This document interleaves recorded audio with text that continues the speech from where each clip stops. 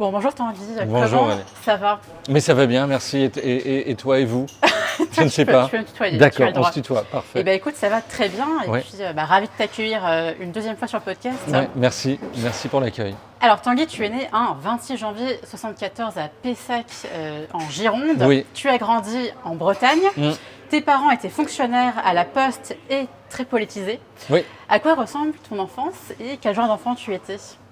Je pense que j'étais un enfant un peu introverti, très timide.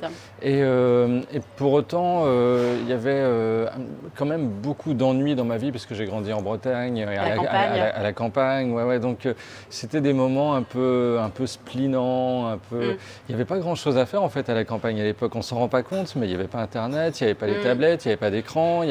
On avait 3 chaînes à la télé ou 6 à un moment, mais c'était vraiment, enfin voilà, il fallait s'occuper. Donc moi, c'est là que j'ai commencé un peu peut-être à me mettre à imaginer des choses, à faire fonctionner mon imaginaire et à surtout le cultiver, à le faire grandir, quoi.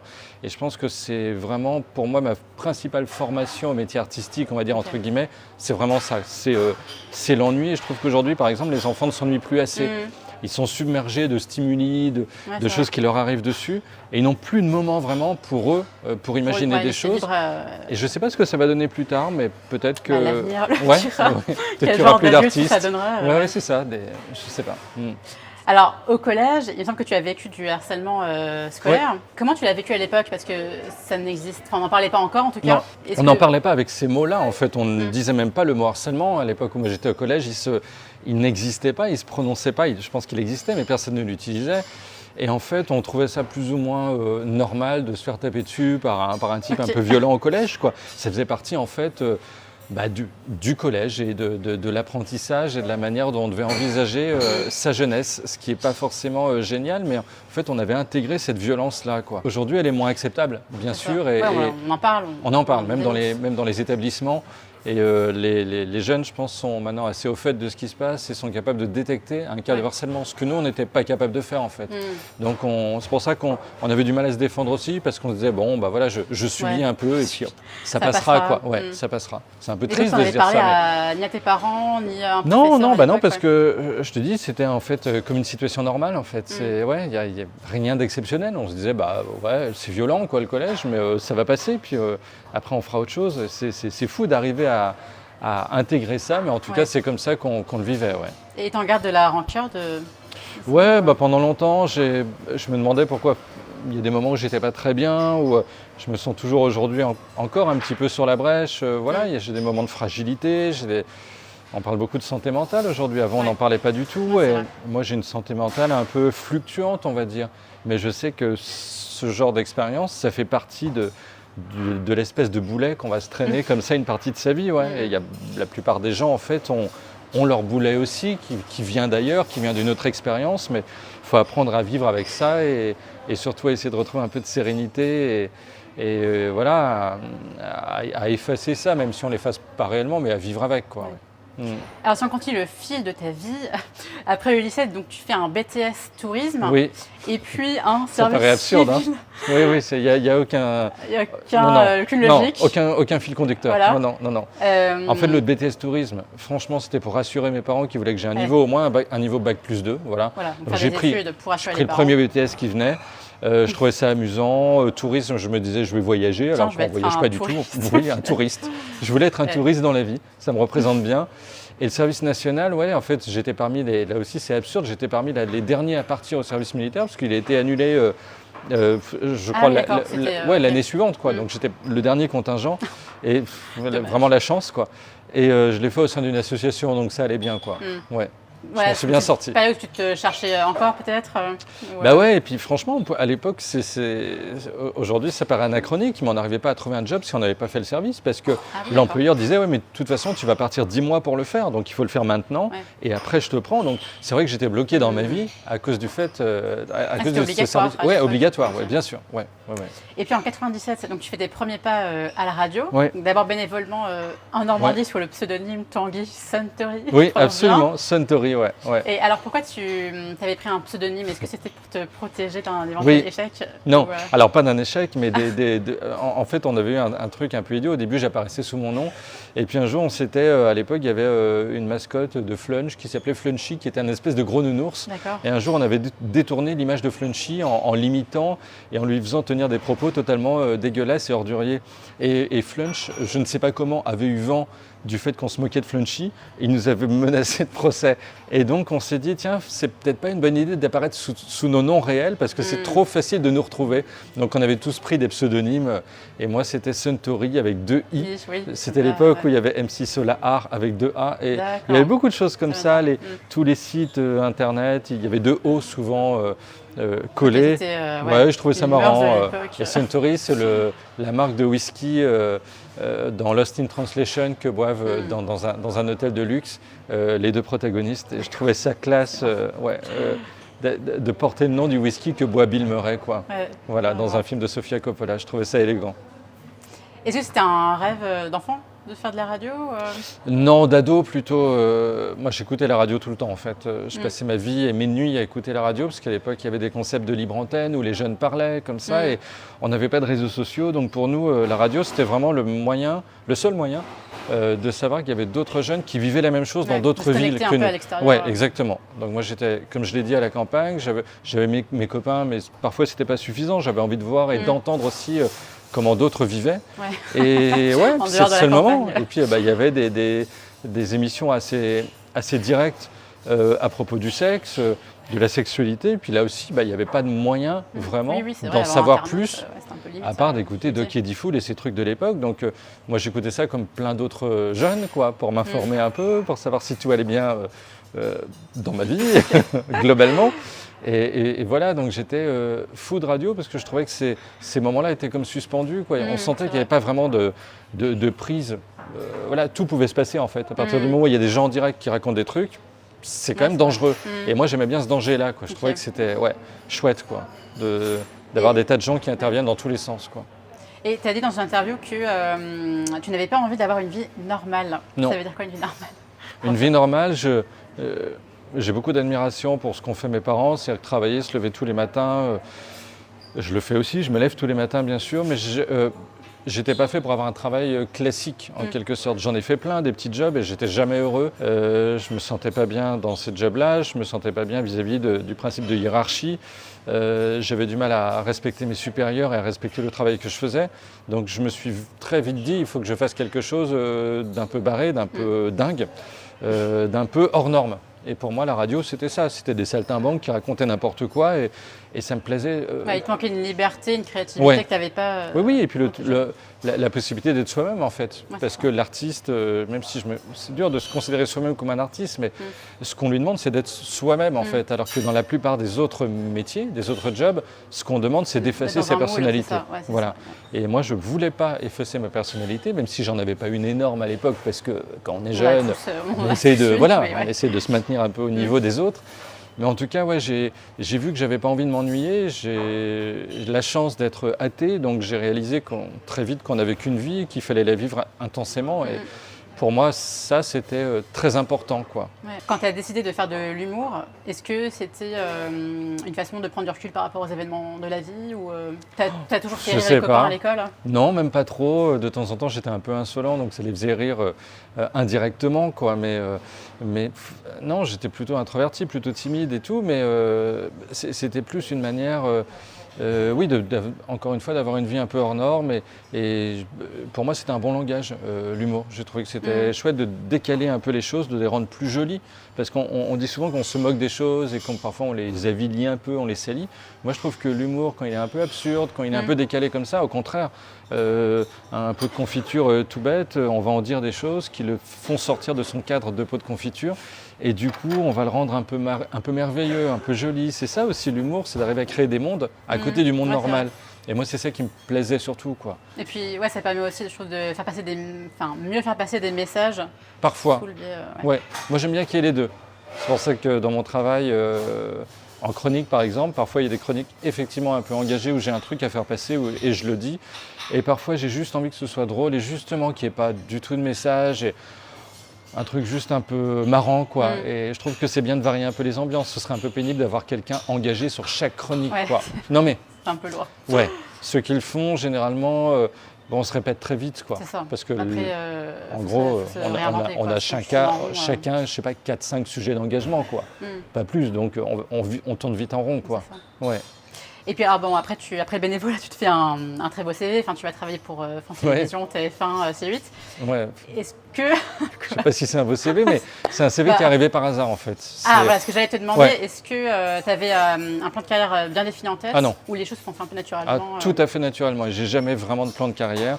Je ne sais pas appeler les gens. Voilà, je ne sais pas leur proposer des choses. C'est pas naturel. Non, je me dirais toujours que, je sais pas, soit je suis pas légitime, soit ils m'attendent pas spécialement, soit parfois j'ai même la flemme d'y aller. Donc sincèrement, moi j'attends les coups de fil et quand ils viennent, généralement je dis oui parce que ça me plaît. Et c'est pour ça que là aussi dans mon CV c'est un peu n'importe quoi. Je suis passé d'une émission politique à une émission de divertissement. J'ai fait des portraits. Moi, je fais plusieurs choses. Mais j'ai fait des portraits de politiques, de Jean-Pierre Chevènement aussi bien que de Dave, quoi. Enfin, ce qui est aberrant, mais je trouve ça bien, moi, de varier les plaisirs, quoi. Voilà. Mais c'est vrai que ça a pas, là non plus, il n'y a pas vraiment de fil conducteur, quoi. Et le public que j'ai dans les salles et tout, j'ai presque envie de leur dire, non, vous êtes endurant parce que je suis parti dans toutes les directions et vous êtes quand même là, quoi. Ce qui est assez surprenant quand même. C'est vrai que, pour parler de ton type d'humour, avant tu te moquais pas mal des politiques, ouais. Donc ce qui faisait ta patte, tu te serais lassé Un petit peu, c'est vrai que l'humour politique c'est un peu redondant, quoi, parce que les personnages changent bien sûr, mais après on rebondit toujours un peu sur les mêmes vannes. Je vois qu'une vanne des années 70 sur Giscard d'Estaing est transposable sur le président Macron par exemple, dans bien des cas. Donc, après, ce sont un peu les mêmes vannes qui reviennent. Ouais, c'est ça. C'est ça. Puis il y a d'autres hommes politiques peut-être qu'on trouve, comme M. Barnier, on ne trouve pas forcément... Oui, c'est vrai qu'aujourd'hui, oui, en plus, parce qu'ils n'ont pas une identité aussi forte qu'avant, quoi. Parce qu'avant, les politiques, ils étaient forts en gueule, on les voyait sur les marchés, c'était des vrais personnages, quoi. C'était facilement caricaturables. C'est ça. Aujourd'hui, c'est des technocrates qui sortent d'école, qui sont quand même plus ou moins formatés et qui ont très peur de déborder parce que sur les réseaux sociaux, tout le monde va leur tomber dessus. Donc, du coup, ils ne disent plus rien. C'est ça, c'est très policé. Ouais, c'est très policé. Pour nous, il y a moins d'aspérité aussi, quoi. Il n'y a pas grand-chose à raconter, en fait. Là, par exemple, sur la fin de François Bayrou, il y a eu des choses à raconter parce que c'était un moment politique un peu exceptionnel. Mais ça n'arrive pas si souvent, en fait. Voilà. Généralement, c'est des gens qui se succèdent et qui ont plus ou moins le même genre de politique, quoi, un peu centriste, social-démocrate, on va dire. Un peu blasé. C'est bien, tant mieux pour eux, mais il n'y a pas grand-chose à en raconter, quoi. Alors, en parlant de la radio, tu montes aussi sur scène avec un deuxième spectacle, Un monde hostile pour un cœur tendre. C'est un spectacle où tu te mets à nu et tu te livres à cœur ouvert. Ça mêle à la fois des réflexions sur l'actualité et puis des anecdotes personnelles. Donc là, tu partages tout ce qui t'énerve, les doudounes sans manches, l'opercule de la pâte à tartiner qui résiste. Tu racontes donc aussi des expériences où tu as vécu la violence, donc, notamment le harcèlement scolaire dont on parlait au début. Et puis, suite à une chronique que tu as faite 2 jours après les attaques du 10 octobre, qu'est-ce qui s'était passé? Ce qui s'est passé, c'est que j'ai dit les mots, que pour moi, le Hamas était un espèce de groupement de terroristes ignobles qui assassinait des gens, des civils, ce qui est vrai, en fait. Et c'était mon opinion, mais c'était plus qu'une opinion. C'est aujourd'hui comme ça que la plupart des gens définissent ce groupe. En tout cas 98% j'imagine. Donc j'ai dit ça en pensant qu'il n'y avait pas grand-chose, quoi. Et puis c'est vrai que j'ai gratiné un peu la France Insoumise qui n'arrivait pas vraiment à prononcer ce genre de mots, terroristes, tout ça, ils n'arrivaient pas à poser les mots. Et ça me surprenait un peu à l'époque. Après j'ai compris que c'était plus ou moins électoral comme attitude. Et je me suis mis à recevoir effectivement des centaines et des centaines de messages, mais de haine pure, des gens qui disaient on va te démembrer, on va te retrouver, nazis, fachos, violent, enfin il y a tout. Ça. Oui, et après j'en ai eu d'autres comme ça, dans une moindre mesure pour d'autres chroniques à propos d'autres choses. Donc j'ai vu que c'était quand même quelque chose de récurrent, mais là, sur le 7 octobre, on touchait quand même à quelque chose de très sensible. Et t'as jamais eu peur, après ces menaces Pas vraiment, bizarrement, parce que souvent les gens, en fait, c'est marrant, mais c'est bizarre, mais t'insultent avec leur propre nom et prénom. c'est ce que je dis dans le spectacle, c'est qu'ils ne se cachent pas tous derrière des pseudos. Donc parfois on a un Jean-Pierre Sanchez qui dit je vais te retrouver, je vais te détruire. Et je clique sur son profil, je vois quasiment où il habite et où il est. Enfin, c'est quand même dingue, quoi. C'est que moi je pourrais porter plainte pour ça. Oui. Il y a des tas de gens qui le font. Mais je crois qu'en fait on est arrivé à un point où tout le monde s'estime tellement protégé derrière son écran qu'il ne peut rien arriver, qu'en fait tout le monde se lâche vraiment à tous les niveaux, mais sans penser du tout qu'il peut y avoir une conséquence. C'est ça qui est extraordinaire. Moi, ces gens, je les voyais, ils ne se cachaient pas du tout pour la plupart. Ouais, c'est fou. Hein. Ouais. Moi, si je devais insulter quelqu'un, ce qui n'arrive pas parce que je trouve que on perd beaucoup de temps à travers la haine sur Internet. Franchement, je prendrais un pseudonyme. Je conseille, si on veut s'adonner à la haine en ligne, bah oui, bien sûr, de faire un faux compte. Bien sûr. C'est absurde de dire à quelqu'un qu'on va le trucider sous son vrai nom. Enfin, aucun assassin ne fait ça. Bah non, voilà. Non. C'est sûr. Ouais. Voilà. Ben oui, c'est ça. Ah là là. Ouais. Donc dans ce spectacle, en fait, c'est en réalité ton exutoire où tu essaies de dédramatiser un petit peu toutes les horreurs du monde. Oui. Et à un moment, tu demandes à des personnes dans le public ce qu'ils prendraient comme mesure si c'était président de la République. Oui, c'est vrai. Et donc j'ai envie de te demander, toi, ce que tu ferais. Oh là là, mon Dieu, oui, c'est vrai qu'on m'a jamais posé la question, non, parce que, oui, effectivement, je dis aux gens, si vous étiez président, en tout cas, si moi j'étais président, en tant que Pastureau, qu'est-ce que vous pourriez me demander en tant que citoyen, en tant que peuple?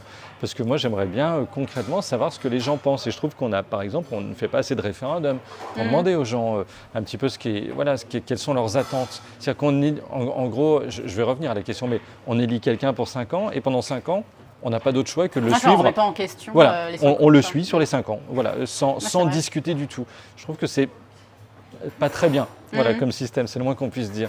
Alors moi, je ne sais pas ce que je sais pas ce que je ferais réellement. J'y ai jamais pensé du coup. Non, je pense que je sais pas. J'essaierai de faire en sorte, mais de réunir la France. Mais on voit qu'en fait, c'est quasiment impossible parce que même les personnes les plus neutres, les plus centristes n'ont pas réussi. Ça, on est divisé comme jamais. Mais en tout cas, j'essaierai de faire en sorte que le communautarisme qui a lieu aujourd'hui, c'est-à-dire qu'on vit les uns à côté des autres, dans des sociétés parallèles les unes aux autres, mais qui ne se rencontrent plus, ce communautarisme baisse en intensité ou tend à s'effacer. Alors ça, je ne sais pas comment. Mais j'aimerais bien, qu'on puisse parler un petit peu à tous, quoi. Ok. Bon bah écoute, tu te présentes en 2027, sache que tu es une électrice. D'accord, voilà, potentiel. En vote. Il y en a déjà une, voilà. C'est une grosse carrière qui s'offre, hein. C'est énorme, énorme. Alors, tu reprends la tournée de ton spectacle le 26 septembre jusqu'à fin 2026. Oui, même mi-2027, moitié 2027. Ah bon, ok, d'accord, ça se prévoit longtemps. Oui, les programmations des salles se font longtemps à l'avance. Le seul truc que je veux, c'est terminer avant l'élection présidentielle, si possible en janvier, février 27, pour justement ne pas avoir à faire tout mon spectacle sur l'élection. Et on parlera plus que de ça en 27. Bah, sûr, voilà, donc j'ai envie d'arrêter avant pour justement être un peu dégagé de ça. Ouais, c'est ça. Et revenir après pour autre chose peut-être. Ouais. Mais, Et là, tu as commencé les répétitions. Enfin, tu te remets un peu dans le bain. Je me remets, j'ai repris un peu le texte. Je l'ai réduit un petit peu parce que je trouvais que c'était un peu long. Et j'ai enlevé des tas de trucs. J'ai rajouté 2-3 petits éléments pour l'améliorer un peu. Et puis là aussi, ajouter quelques réflexions personnelles sur certaines choses. Okay. Et j'aime bien que le spectacle évolue. Donc, c'est marrant, un spectacle, c'est jamais fini, j'ai l'impression. Ah, jamais. Le précédent, jusqu'à la dernière date, je rajoutais des vannes en fait. Ah, d'accord. Là, c'était sur la fin du spectacle, du coup, sur le fait que c'était la dernière et tout, mais forcément on rajoute des vannes, mais j'aime bien moi que l'écriture soit permanente et que les gens qui ont vu le 14 un spectacle, ils soient différents de celui du 13, quoi. Ouais. Ça me paraît... Donc s'adapter peut-être, il y en a pas mal qui font ça, s'adapter à la ville où on joue, essayer de 3 petites vannes sous les mots de patois du coin. Ça j'évite parce que j'ai l'impression que tout le monde le fait en fait. Ouais. Et ça devient un peu caricatural. C'est ça. À la limite, il vaut mieux coller à l'actualité, je trouve. Je trouve aussi, peut-être plus même à l'actualité de la région, pourquoi pas. Savoir ce qui se passe. Moi, généralement, quand j'ai des journalistes qui m'interviewent avant de journaux locaux, de choses comme ça, je leur demande quels sont les sujets de polémique dans le coin, de quoi on parle. Et une fois, je ne sais même plus dans quelle ville, il y a quelqu'un qui m'avait parlé de la construction d'un pont. Je sais, ça va être pénible, ça, je ne vais pas parler de ce pont. Et elle me dit, si, la journaliste me dit, si, parce que...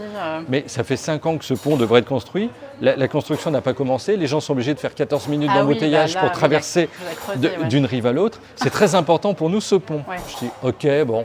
Et je parle de ce pont, mais je prononce juste le nom du futur pont. Hein. Mais les gens étaient morts de rire avant que j'ai fait une vanne sur le pont. C'est dire à quel point c'était quand même important dans leur vie. Et ça, si je n'avais pas posé la question, cette histoire de pont, bah, évidemment, je passais à côté. C'est normal. Et je serais parti sur le maire ou sur effectivement l'accent des gens ou sur le fait qu'on s'ennuie dans cette ville. Mais ça, en tant que Parisien, enfin, d'adoption, mais c'est toujours un peu bizarre de dire qu'est-ce qu'on s'ennuie chez vous, etc. Je trouve ça hautain et j'aime pas ces trucs-là. Ouais. C'est quoi tes prochains projets ? Est-ce que tu as d'autres rêves à réaliser ? Non, pas spécialement. Je les ai tous accomplis en fait. Je suis un homme comblé. Ouais, c'est terminé. J'ai tout fait. J'ai tout fait, j'ai tout coché. Non, là, je vais faire une petite émission. Il y a 6-7 numéros. C'est une émission politique en vue des municipales. Et ils se sont aperçus, c'est une petite prod qui fait ça. Et au début, ça va être local sur France 3 Nord. Et on a constaté que la plupart des ténors politiques ont un pied dans le Nord. Marine Tondelier, elle est élue dans le Nord. Fabien Roussel du Parti communiste. Il y a Jean, comment il s'appelle, type du Rassemblement national, Tanguy, qui s'appelle Tanguy d'ailleurs de son nom de famille, Jean-Philippe Tanguy, je crois. Xavier Bertrand, évidemment, président de région. Enfin, ils sont tous dans le Nord. Donc en fait, on va les passer au grill avec une bande d'humoristes. Et c'est la première fois que je suis chef de bande, en quelque sorte. Donc c'est pas mal parce que je vais faire un portrait d'intro et de l'invité politique. On va aller le chercher un peu, le bousculer. Et ça se tourne dans un théâtre en plus, à Arras. D'accord. Donc c'est un peu magique de faire une émission dans un théâtre. Voilà. Ça va être chouette, j'imagine. Mais du coup, toi qui voulais un peu arrêter les politiques, là, tu as eu envie à nouveau. Non, j'ai pas eu envie, ils sont venus me chercher en disant il n'y a plus beaucoup d'humoristes qui parlent de politique et qui sont capables de aussi bien tacler à gauche et à droite, parce que moi je les aime tous et en même temps je les déteste tous. Je suis un peu lassé de la politique, mais aussi bien à droite qu'à gauche, puisque je vois trop les manœuvres et les choses pas bien en quelque sorte. Donc je vais taper sur tout le monde dans tous les sens et ce sera un humour, en tout cas de ma part, non engagé. Et après, les humoristes qui sont avec moi, ils diront ce qu'ils veulent évidemment. Quoi. J'ai hâte. Donc ça c'est pour le projet. Après, ça sortira quand l'émission ? Alors, avant les municipales sont en mars 26, donc j'imagine peut-être décembre-janvier. Okay. Bon, ça. Et je vais sortir un petit livre aussi dans une collection éditée par les Éditions du Rocher, qui s'appelle L'art d'avoir toujours raison. Donc ça, c'est un livre de Schopenhauer qu'il avait écrit, Schopenhauer, philosophe, et qui avait sorti un petit manuel comme ça de rhétorique pour exploser en quelque sorte dans un débat celui qui est en face, tout simplement, son contradicteur, un autre orateur. Et en fait, les Éditions du Rocher ont fait une petite série de livres, L'art d'avoir toujours raison, quand il y a Quand on est de gauche, c'est Thomas Guédonné qui fait ça. Quand on a des enfants, c'est Lison Daniel qui fait ce livre. Et moi, c'est Quand on est de droite, où j'explique que je ne suis pas de droite, mais comme tout le monde depuis des années a l'air de penser que je suis de droite, je ne sais pas vraiment pourquoi, peut-être à cause de mon physique, du coup, je me suis attaché à ces gens de droite et je vais essayer de les défendre. Et dans un dîner, comment contrer les arguments des gauchistes. Donc c'est un peu provoque, mais ça va être assez amusant à faire. Ça sort en novembre. Ok. Voilà. Je noterai. C'est pour les deux projets, puis après il y a toujours plein de choses. Tu sais, dans nos métiers. Ça bouge pas mal. On écrit à droite à gauche, on propose des choses. Tu m'as dit aussi la fois dernière que tu aimerais peut-être écrire pour d'autres. Ouais, pourquoi pas être auteur. Ouais, ça me plairait, ouais. Je l'ai fait un petit peu de manière confidentielle et sans le dévoiler parce que ça m'a été demandé de rester dans l'ombre et ça m'allait bien en fait. Je trouve ça bien de livrer des vannes en fait, en plus que moi je n'utiliserai pas pour moi, puisque pour des gens très différents et il y a un côté chouette à ça aussi, de se frotter à d'autres et de mettre son art entre guillemets au service d'autres personnes. Alors j'ai une dernière question pour toi. Le podcast s'appelle Ils ont osé. Qu'est-ce que tu dirais aux personnes qui manqueraient d'audace, de créativité pour les inspirer et puis leur donner foi en l'avenir ? Leur donner foi en l'avenir ? Carrément. Donc ce sont des gens désespérés au départ. Exactement. Ouais, d'accord. Qu'est-ce que je dirais aux suicidaires? Alors je dirais aux suicidaires de voir la lumière, bien sûr. Non, je leur dirais de cultiver ce qu'ils sont eux personnellement, parce qu'en fait c'est ça qui va faire la différence. Parce que sur scène, comme en chronique, comme partout d'ailleurs, que ce soit dans les livres, dans tout art, je crois qu'on a envie de voir une personne. C'est pour ça que ces débats sur l'intelligence artificielle me font parfois sourire. Parce que moi, lire des choses et entendre une intelligence artificielle, pourquoi pas, mais j'ai avant tout envie d'entendre un être humain. Et surtout, même de voir des failles et de voir ce qui ne va pas chez la personne. Je trouve ça intéressant. C'est intéressant, ouais. Voilà. Et une intelligence artificielle n'aura pas de failles. Elle n'est pas faite pour ça. Elle est faite pour cartonner en toutes circonstances et nous apporter du plus. Donc je pense qu'il n'y a pas grand-chose à en tirer au niveau artistique. Voilà, peut-être que je me trompe et que d'ici 15 ans, je serai en train d'applaudir un robot sur scène en me disant, en lui jetant mon t-shirt. Voilà, je ne sais pas. Mais je dirais que cultiver ce qu'on est soi, en tout cas, est ce qui va faire la différence. Même ses défauts, même ses défauts, avoir de l'autodérision aussi, se moquer un peu de soi-même, c'est toujours chouette. Il y a encore, de l'espoir pour la matière grise. Mais vraiment, évidemment. Évidemment, moi j'utilise jamais tous ces systèmes justement de ChatGPT, tout ça. Ouais, bien sûr. Peut-être qu'ils l'utilisent déjà. Je sais pas. Il paraît que ça donne des résultats assez formatés, qu'il faut repasser derrière pour réinjecter de sa personnalité à soi. Donc je trouve autant la faire parler directement, sa personnalité à soi, et de pas aller par ce biais. Après qu'on fasse sa compta avec ces choses-là, oui, je conçois, il n'y a pas de souci. Mais là c'est très personnel, faire de l'art en final, que ce soit de l'écriture, de l'humour. Et même si on se dit, moi pendant longtemps, franchement, je me suis dit, cet humour que je pratique, il est un peu bizarre. Je sais pas comment dire, il est un peu absurde parfois. Là, en chronique récemment, j'ai fait un truc. Mais il faut avoir pas mal de références aussi pour toi, je trouve. Peut-être, je sais pas. J'essaie d'expliquer en tout cas à chaque fois ce que. Mais j'ai dit, et là, gâteau sur la cerise. Comme disent les gens qui ont renversé leur moule à clafoutis. Et moi, ça me fait hurler de rire, ce genre de truc totalement débile, totalement absurde. Et je voyais qu'en studio, personne ne me suivait vraiment. Mais finalement, sur des trucs comme ça, j'ai eu plein de messages de gens qui se marraient et qui ont repéré cette micro-vanne au milieu de plein d'autres. Mais parfois, on se dit, là, je suis tout seul, quoi. Tes premiers retours, c'est en studio. Ouais. Tu dis, merde, et parfois, on se sent un peu seul. On se sent un peu seul parce qu'il arrive qu'on pratique un humour que les autres n'ont pas ou qui ne comprennent pas ou qui est trop référencé. Personnel, on a chacun un peu son style d'humour. Voilà. Et là, après, on a des retours d'autres personnes qui ont ri. Donc, en fait, non mais tout ça pour dire qu'en fait, on touche toujours des gens qui nous ressemblent un peu, simplement. Il ne faut pas se fier à son premier ressenti, quoi, et puis continuer à faire ce qu'on est soi, quoi. Même si... au départ, on se dit vraiment, c'est un peu bizarre ce que je fais, ça va toucher personne. Si, ça touche toujours quelqu'un au final. Il y a toujours une personne qui va se reconnaître dans le discours et qui va rigoler à ça. Pour après que ça décolle un peu, il faut qu'il y ait plusieurs personnes qui se reconnaissent. Voilà, c'est un peu le problème. C'est qu'il faut en même temps arriver à parler à plein de gens. Donc ce truc un peu personnel, il faut arriver aussi à l'élargir un peu et à être assez généreux pour arriver à faire comprendre aux autres ce qu'on est soi-même, quoi. Merci Tanguy. Merci. C'était pour aujourd'hui. Oui.